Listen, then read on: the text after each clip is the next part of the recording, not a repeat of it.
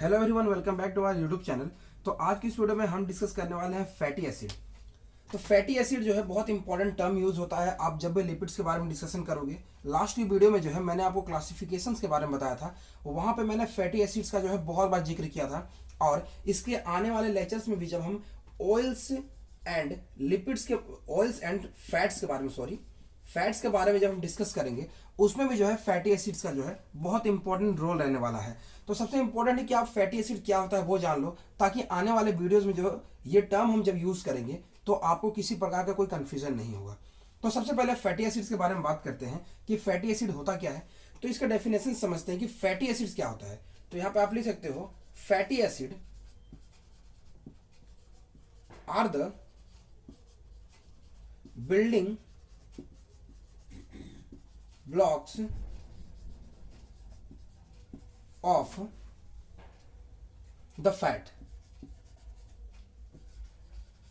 Actually fatty acid जो होता है फैट का जो है बिल्डिंग ब्लॉक होता है। फैट क्या होता है हम आगे आने वाले वीडियोस में समझेंगे। पहले ये समझ लो कि जो फैटी एसिड होता है वो बिल्डिंग ब्लॉक्स होता है फैट का, जो कि आपका हमारे बॉडीज में पाया जाता है। ठीक है, इन आवर बॉडीज।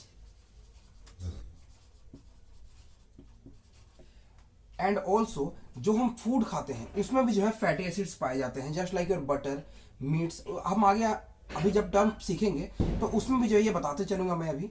तो पहले यहाँ पे in our bodies and in the food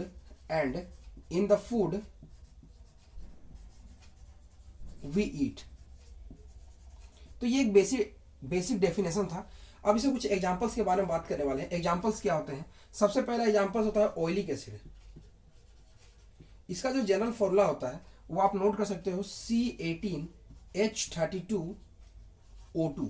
दूसरा इसका एग्जांपल होता है, बहुत सारे एग्जांपल होते हैं लेकिन कुछ एग्जांपल मैं दे रहा हूं आपको, लिनोलेइक एसिड। इसका जो फॉर्मूला होता है ये होता है C18H32O2। यहां पे नोट करना ये H34 है। ओके, देन थर्ड जो एग्जांपल है आपका है पामेटिक एसिड। इसका जो फॉर्मूला है C16H32 ये बेसिक तीन एग्जाम्पल है जिसके बारे में हम यहाँ पे बात कर रहे हैं। और भी एग्जाम्पल्स होते हैं जो भी हम समझेंगे। सबसे पहले जो है अब हम इसके टाइप्स के बारे में बात करने वाले हैं कि फैटी एसिड्स के जो है क्या टाइप्स होते हैं। तो आपको ये फैटी एसिड्स का डेफिनेशन समझ आएगा। नॉर्मल सा डेफिनेशन था, उतना कोई टफ नहीं था। बेसिक जो एग्जाम्पल्स थे उसके बारे में बात कर रहे थे हम। अब जो इसके जो यहाँ पे टाइप्स होते हैं वो ज़्यादा इंपॉर्टेंट है। तो अभी हम बात करने वाले हैं टाइप्स के बारे में।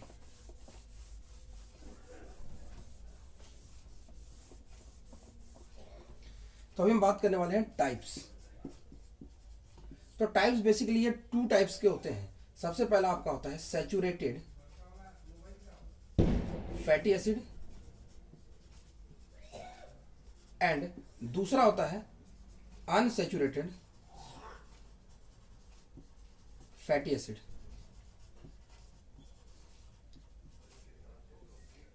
तो यहाँ पे सैचुरेटेड एंड अनसैचुरेटेड के बारे में बात करोगे तो इनके नेम से ही एक चीज यहाँ पे क्लियर हो रहा है कि सैचुरेटेड एंड अनसैचुरेटेड। सैचुरेटेड मतलब यहाँ पे जो है नो डबल बॉन्ड्स प्रेजेंट, और अनसैचुरेटेड मतलब यहाँ पे कहीं ना कहीं डबल बॉन्ड जरूर प्रेजेंट होगा। ठीक है, इन दोनों के नेम से ये क्लियर हो गया कि यहाँ पे जो है lack of double bond present होता है और यहाँ पे डबल बॉन्ड जरूर प्रेजेंट होता है।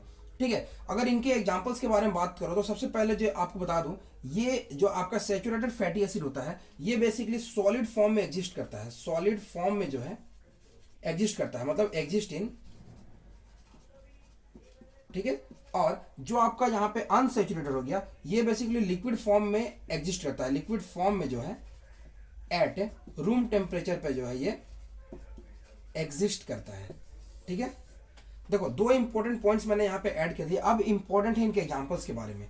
तो जो सैचुरेटेड फैटी एसिड्स होते हैं उनके एग्जांपल्स होते हैं आपके बटर, ठीक है, जो आप बटर खाते हो।